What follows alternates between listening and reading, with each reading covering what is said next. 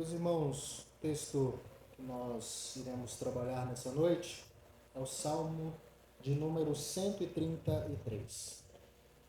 Salmo 133.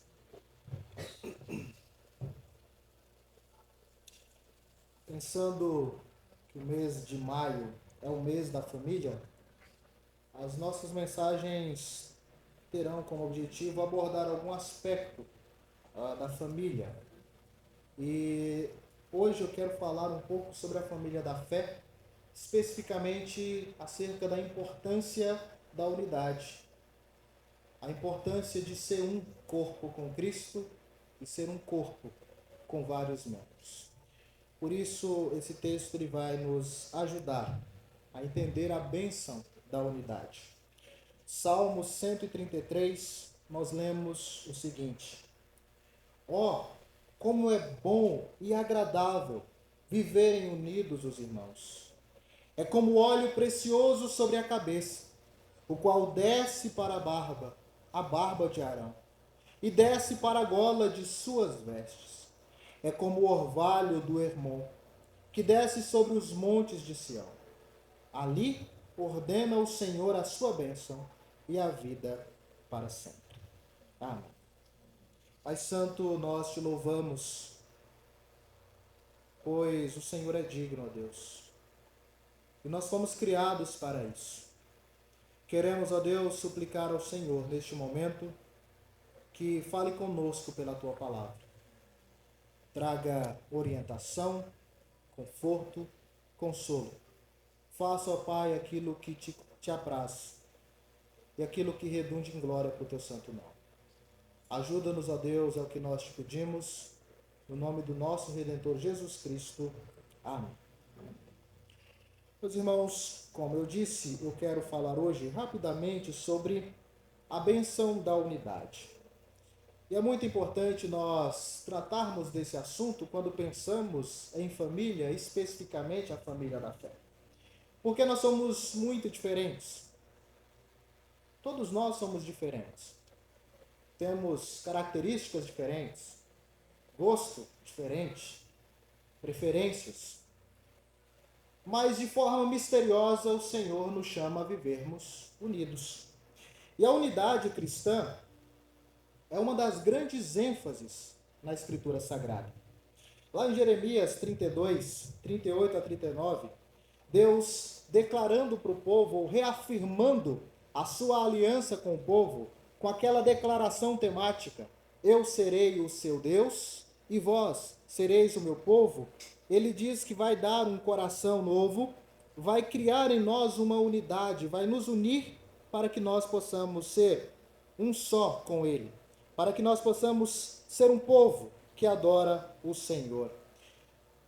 João, na oração sacerdotal de Jesus, no capítulo 17, do verso 20 a 23, Jesus ora para que nós também sejamos um, como Ele e o Pai são um. Temos outros textos. 1 Coríntios 12, 12. O apóstolo Paulo enfatiza a realidade de que nós somos um corpo e um corpo com muitos membros. E como nós somos um corpo com muitos membros, precisamos viver unidos. Efésios, Paulo roga e orienta os irmãos para que busquem o vínculo da paz, para que eles busquem uma unidade, para que eles busquem glorificar ao Senhor deste modo. O apóstolo Paulo, em Filipenses, capítulo 2, do verso 1 a 2, ele fala que nós precisamos buscar sermos um acima de tudo. Mas por que a Bíblia enfatiza tanto a unidade? Por que a Bíblia enfatiza tanto a importância de vivermos unidos? E nós temos uma razão bem simples. Deus nos criou para isso. Deus nos criou para vivermos unidos, para vivermos com outras pessoas. Quando nós lemos o capítulo 1 de Gênesis, nós vemos algumas declarações que são expressas de forma padronizada.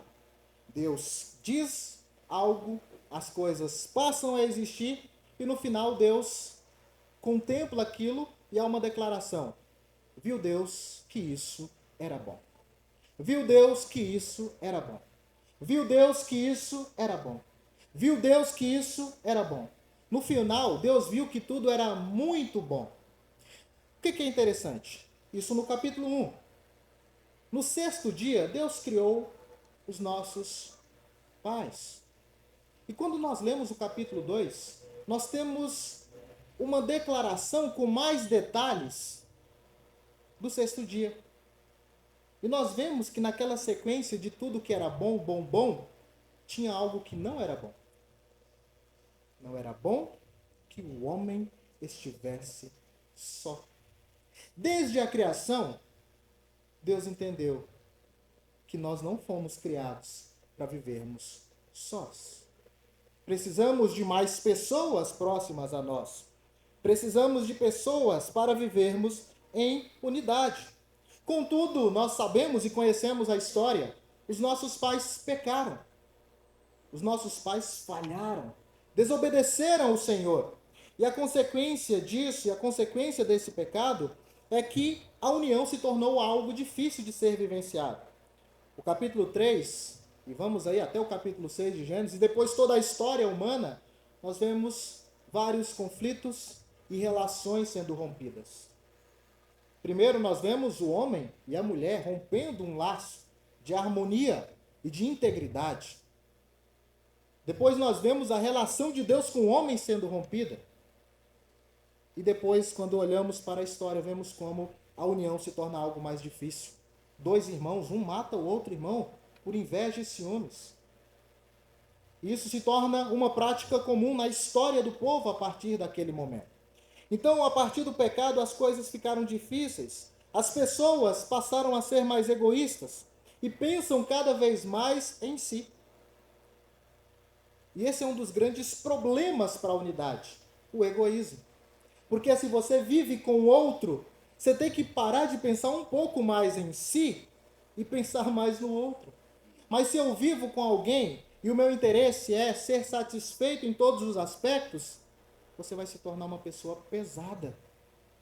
E você esquece que você não é a única pessoa ali. Quando nós pensamos em unidade, um dos grandes problemas é o egoísmo.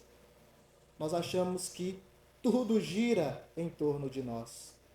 E se há pessoas próximas a mim, elas estão ali para me servir. E a gente esquece que o nosso papel é servir as outras pessoas. A partir do pecado, a união ficou algo bem difícil de ser vivenciado. As pessoas buscam cada vez mais ser servidas, ao invés de servir e buscar o bem do próximo. Mas em meio a todo esse cenário de egoísmo, de laços rompidos, de afastamentos, nós precisamos priorizar a unidade. Nós precisamos buscar com frequência a união, porque a união é uma bênção. E o pecado não mudou isso. A união continua sendo uma bênção para o povo de Deus. No Salmo 133, o rei Davi, ele entende bem a importância desse assunto e ele enfatiza a unidade do povo de Deus. A primeira coisa que ele fala, nós vamos ver aqui 4 lições. A primeira lição, o primeiro aspecto que ele apresenta é que a unidade, a união entre os irmãos é boa e agradável. A união entre os irmãos é algo bom. É algo que nos traz, ou deveria nos trazer, prazer real. Às vezes nós esquecemos a importância da igreja. E eu falo isso, já falei em alguns momentos, não me lembro se já falei em sermão, se eu não falei, eu vou falar agora. Você não vai crescer distante do povo. Você já viu um membro do corpo se desenvolver separado do restante do corpo? Mas eu sirvo a Jesus. Jesus é o meu mestre, é Ele que eu sirvo, eu não preciso das pessoas. Você está enganado. Você precisa do seu irmão. Você precisa do seu irmão. E o seu irmão precisa de você. Ah, não, eu não preciso dessas pessoas. Então sirva. Se você acha que você é suficiente, sirva, porque pode ter alguém precisando de você. A união é algo bom. Nós, com o nosso pecado, tornamos isso ruim, mas ela, em essência, continua sendo algo bom. Como é bom e agradável viverem unidos os irmãos. E o que é bem interessante, meus irmãos, para destacarmos? O termo aqui traduzido como bom é o mesmo termo que aparece em Gênesis. Viu Deus que era bom, viu Deus que era bom, viu Deus que era bom. E o mesmo termo que aparece quando Deus viu que não era bom. Então aqui nós temos uma repercussão daquele conceito de que a unidade é boa, porque Deus criou para ser assim. Quando nós vivemos sozinhos e nos isolamos, isso de fato é ruim. Isso nos prejudica. Igreja não foi criada para viver dessa forma. Eu quero viver a minha vida de santidade, vou me afastar de todo mundo, vou me isolar num quarto, vou comprar livros, vou ler livros, ler Bíblia, orar constantemente. Quero ver eu não sair de lá poderoso e forte e maduro. Não vai. Não vai. Deixa eu dar essa notícia para você. Você não vai. Porque a gente precisa um do outro para crescer. Ah, mas as pessoas são chatas. Você precisa testar paciência, tolerância, amor, longanimidade. Como que você vai fazer isso vivendo só? Mas as pessoas são difíceis. E eu me estresso rapidamente. Você precisa treinar paciência. Você precisa lutar contra a sua ira. É interessante e importante que na igreja tenha todo tipo de pessoa. Porque é nesse contexto que nós vamos crescer. E a união é boa, é agradável. É estranho quando o crente não gosta de cultuar. É estranho quando o crente não gosta de servir ao Senhor junto com os irmãos. Meus irmãos, isso tem que ser agradável a nós. Isso tem que gerar prazer em nosso coração. Não, eu prefiro fazer qualquer outra coisa, ao invés de ir para a igreja, adorar junto com os irmãos. Tem algo estranho aí?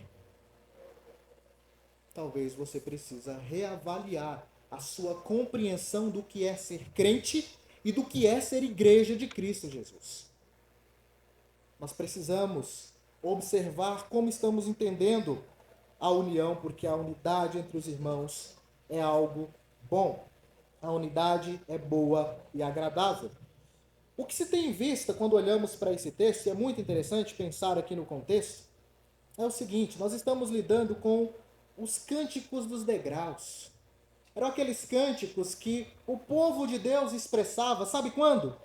Quando eles se reuniam, pessoas de várias regiões se reuniam para subir a Jerusalém. Sabe fazer o quê? A adorar ao Senhor. Eles se reuniam para adorar o Senhor. Enquanto subiam, eles diziam: é bom e agradável vivermos em união. Imagine a cena, todo mundo subindo, caminhando naquelas estradas ruins e alegres porque eles estão reunidos para adorar o Senhor, não isoladamente, não individualmente, mas como povo de Deus, como um povo chamado, como um povo que foi separado para o Senhor e para o seu serviço. Então vemos ali pessoas de várias regiões, pessoas de várias classes sociais e de tribos, com um único objetivo: glorificar a Deus e adorar o Senhor. Eles vinham para Jerusalém para celebrar uma herança em comum. E qual era essa herança? A redenção. Porque esse povo vinha adorar por causa da redenção. Eles foram escravos no Egito e não puderam adorar ali. E perderam de vista o conceito de adoração. Deus liberta esse povo do Egito. E quando Deus liberta, é para que esse povo vá adorar o Senhor. E é por isso que Deus vem habitar com o povo. Quando nós lemos o livro do Êxodo, normalmente nós destacamos o tema da saída, mas o ponto mais importante no Êxodo é a presença de Deus. É o fato de que Deus habita com o seu povo. E era isso que o povo celebrava. O fato deles terem sido redimidos da escravidão para viver e adorar o Senhor que habita com eles.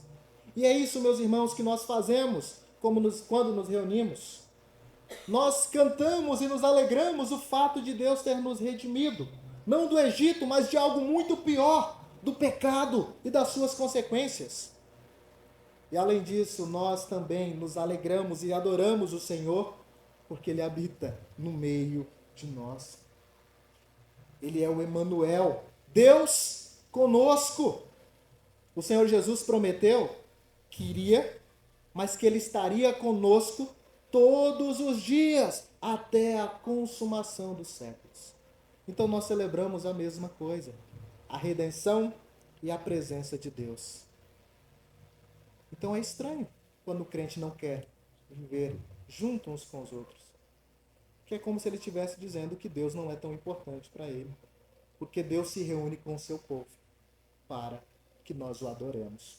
Portanto, meus irmãos, lembre-se de que a união é algo bom, é algo agradável. Por isso que precisamos desfrutar desse prazer, desse privilégio. Isso é um privilégio, não são todos que têm. Nós temos. Nós temos a possibilidade de nos reunirmos num templo com uma placa bem grande, igreja. Tem muita gente que não tem essa possibilidade. Tem muita gente que não pode se reunir, que pode morrer. E que almeja por toda a sua vida desfrutar de momentos como esse.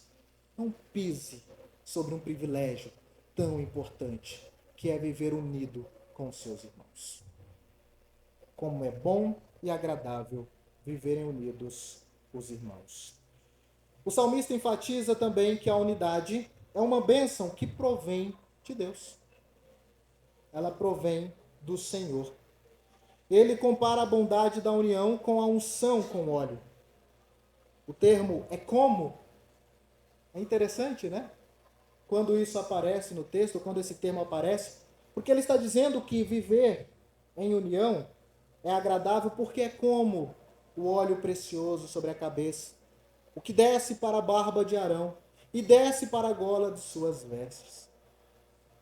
E o que é bem interessante, meus irmãos, quando nós estudamos os textos, nós precisamos nos atentar para tudo. Movimentos dentro de um texto são importantes.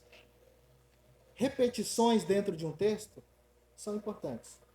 Algumas vezes não, mas algumas vezes são. E aqui nós estamos lidando com um movimento que se repete, que é importante. Desce, desce, desce.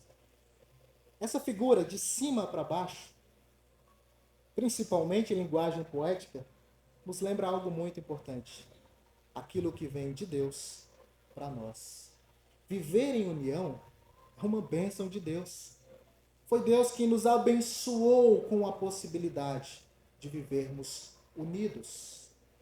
O óleo desce sobre a cabeça de Arão, passa pela barba e desce, unindo aquilo que representava as tribos, o povo de Deus. É uma bênção do Senhor. E nós precisamos receber a bênção de Deus com muita alegria em nosso coração. Nós precisamos receber a bênção do Senhor com muita alegria, louvando ao Senhor por tudo. A união, ela vem de cima para baixo. E essa é uma ênfase muito importante. É como o orvalho que desce do Hermon sobre o monte Sião. Percebe? Outra vez? Figura de algo vindo de cima para baixo. Isso é interessante. Isso é muito interessante. Porque o que o salmista quer descrever é que o Senhor abençoa o seu povo com a união. Quando ele chega ainda no verso 3, ele diz que dali o Senhor ordena a sua bênção. A unidade cristã, a união do povo de Deus, é uma bênção concedida por Ele mesmo. E além disso, meus irmãos, nós podemos observar ainda que Deus se preocupa com este aspecto de união. Porque não é só aqui que ele vai enfatizar isso. Ele enfatiza a unidade em vários textos, como nós já vimos. E essa unidade só se torna possível por causa da bênção da redenção. Nós lemos no texto de Efésios, na abertura, na liturgia, que havia separação entre os judeus e os gentios. Na graça de Deus, no favor, Deus quebrou aquela parede. E hoje nós podemos adorar o Senhor. Pessoas de todas as tribos podem viver em união, adorando o nosso Deus. Mas temos ainda um aspecto importante. A união, ou a unidade cristã, é uma bênção que nos dá um antegozo do céu. Se você não quer viver unido com seu irmão aqui, é algo estranho. Porque você vai viver com seus irmãos lá no céu. Está preparado? E lembre-se que nós vamos viver a eternidade com os nossos irmãos. Preparado para isso? Comece a treinar já. Ixi, já que não tem jeito, aprenda a amar o seu irmão. Aprenda a desfrutar desta bênção. E quando nós vivemos em união, nós estamos desfrutando por antecipação da bênção eterna. Nós estamos desfrutando por antecipação o que nós vamos desfrutar nos novos céus e na nova terra. Por vivermos ainda neste mundo pecaminoso, podemos achar que a comunhão com os irmãos, por vezes, é algo não tão agradável. Contudo, quando desfrutamos disso, nós estamos desfrutando, em certa medida, do que experimentaremos na glória eterna. Uma comunhão boa e agradável. E sabe por que tudo isso é possível? Porque Cristo morreu. Mas eu não quero desfrutar do benefício que Cristo conquistou morrendo na cruz por mim. Esse irmão é tão desagradável que o que Cristo fez não é suficiente para querer estar próximo. Percebe o peso do que é dizer algo desta forma? Ou pensar em algo assim? Quando você diz que não quer se aproximar das pessoas, é isso que você está dizendo. O que Cristo fez não é suficiente. Você está criticando e afetando diretamente a obra redentora de Cristo. E você está dizendo que você não tem interesse de ir para o céu. Ou de viver eternamente na presença do Senhor. Ah, não, mas do Senhor eu quero, dos meus irmãos não. É isso que eu estou dizendo. Não tem como dissociar. A relação com Deus é a relação com o nosso irmão, com o nosso próximo. Não tem como. O apóstolo João já deixou muito claro que é impossível a gente dizer que ama a Deus que não vemos, enquanto odiamos o nosso irmão. E se dissermos isso, nós somos mentirosos. Porque nós experimentamos do amor do Senhor, amando os nossos irmãos. Por isso que a união é algo muito importante. E esta união, ela é um antegozo daquilo que nós vamos desfrutar na eternidade. Isso só é possível porque Cristo morreu em nosso lugar, proporcionando aos seus o privilégio de fazer parte do corpo. Quando você quiser pensar mais sobre isso, pense na analogia do corpo que Paulo usa várias vezes. Você queria ser um dedo amputado? Ou você quer ser um dedo amputado? Ah, eu posso viver sozinho. Tenta a sorte. Não vai dar certo. Ah, não vou ser um dedo, mas eu vou ser um pé. Um dedo tem mais dificuldade, mas o pé pelo menos dá para sair pulando, né? Tenta a sorte. Não seja um dedo amputado do corpo. Porque dedo amputado vai apodrecer. Não seja. Mas junte a esse corpo. Ah, eu não gosto do corpo. A cabeça é um pouco estranha, eu não gosto. Ah, eu não gosto daquela mão. Se você faz parte do corpo de Cristo, você ama o corpo. E se você não ama, clame ao Senhor por misericórdia. E fala, Senhor, me ajude a amar o teu corpo. Me ajude a amar o teu corpo, porque eu faço parte dele e eu não quero me separar. Desfrute, meu irmão e minha irmã, da unidade que Deus te proporcionou. Alegre-se na unidade que nós já podemos experimentar aqui, já, na parte de cá da salvação. Alegre-se por poder viver em união e adorar verdadeiramente o Senhor, pois é isso que nós faremos por toda a eternidade, quando desfrutarmos da união perfeita na glória eterna. Tá certo que lá não vai ter mais pecado, não vai ser melhor, mas treine do lado de cá, para viver bem do lado de lá. Lá nós desfrutaremos da glória eterna, quando juntos com pessoas de todas as tribos, pessoas de todos os povos, pessoas de todas as línguas, adorarmos o Senhor. Adorarmos o Rei dos Reis, o Senhor dos Senhores. Adorarmos o Cordeiro que se assenta no trono. Que Deus nos ajude a entender a importância da união e vivermos unidos uns com os outros. Que Deus nos ajude a não desprezar uma bênção tão importante. Se você precisa do seu irmão, desfrute disso. Busque ajuda nele. Se o seu irmão precisa da sua ajuda, se dedique a ajudar. União não é só vir aqui no domingo e ficar sentado. É viver a vida do outro. Não se intrometendo, mas viver a vida do outro. Chorar com quem chora. Qual foi a última vez que você chorou com seu irmão que estava chorando? Ou será que você zombou da tristeza de alguém e da luta de alguém? Qual foi a última vez que você se alegrou com alguém que se alegrou? Ou será que você sentiu inveja, ciúmes e descontentamento porque ele tem e você não? Porque ele vive feliz e você não? Chore, de fato, com quem chora. Alegre-se, de fato, com quem se alegra. Viva em união com seu irmão. Só vir aqui, ficar sentado, terminou o culto, todo mundo foi embora, cada um para sua casa, e passa a semana sem contato nenhum com o outro, isso não é unidade. Isso não é unidade. Muitas vezes as pessoas vêm para a igreja, participam de tudo, mas vivem só, porque não querem se envolver.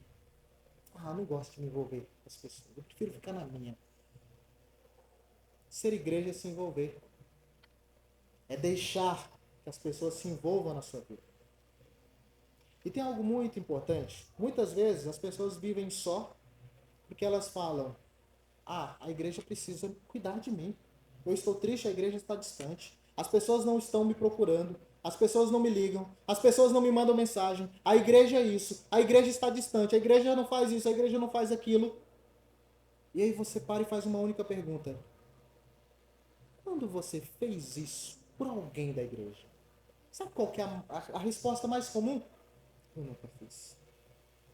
E aí você começa a pontuar. Você sabe que o irmão tal está passando por essa dificuldade? Não, não sei.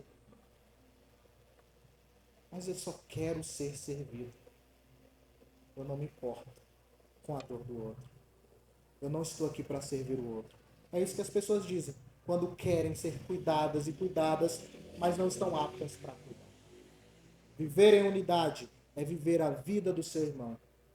É ser cuidado, mas também cuidar. Vocês se lembram o primeiro texto da nossa liturgia? Bendito Deus e Pai do nosso Senhor Jesus Cristo. Pai de toda misericórdia, Deus de toda consolação, que nos consola em toda a nossa tribulação. Ah, Deus me consola, então acabou aqui. Não, Ele te consola com um objetivo, para que você possa consolar os que passam pela mesma dificuldade. A vida na igreja é uma vida de serviço. Você precisa ajudar os outros. Se Deus te consolou em momentos difíceis, você já tem experiência para poder ajudar quem passa por momentos difíceis. Isso é ser igreja. Isso é viver em união. E não é só o pastor que está aqui para ajudar. O pastor está aqui para ajudar. A gente precisa fazer uso dos recursos que Deus nos deu. Olhe para o irmão que está do seu lado. Não precisa falar nada. É só para você ver que tem um irmão do seu lado que pode te ajudar. pode orar por você, pode caminhar com você. Essa é a realidade da igreja. Nós precisamos nos preocupar. E em alguns casos nos meter um pouco mais na vida dos outros. Porque tem gente que não fala. Se não fala, está tudo bem, pergunta. Não está tudo bem. Está tudo bem mesmo? Normalmente, quando a gente desconfia que não está bem, é porque não está bem. Então insiste um pouquinho mais. Tem horas que não vai dar. Aí você para de insistir para não ser chato. Mas na maioria das vezes você consegue. E lembre-se, ajudar é você e a outra pessoa. Já viu aquele discurso fofoqueiro de vou contar para alguém, mas é porque eu estou preocupado, né? A gente precisa de mais alguém. Vamos fazer aqui uma corrente de oração. E aí sai fofocando, contando da vida de um para o outro. Isso é ruim. Não é assim que se faz. Não é assim que se faz. Se você quer ajudar, ajude você e a pessoa. Entende? Cuidado com fofoca. Cuidado com fofoca. Fofoca quebra a unidade. Isso é muito ruim. Que Deus nos ajude a desfrutar desta união, que é boa e agradável. E nós desfrutamos por causa de Cristo e tudo o que Ele fez. Preparemos-nos agora para o momento da ceia do Senhor. Quando nós veremos nos elementos o que Cristo fez para que nós pudéssemos desfrutar desse momento de comunhão, esse momento de união com Deus e com os nossos irmãos. Que Deus nos abençoe.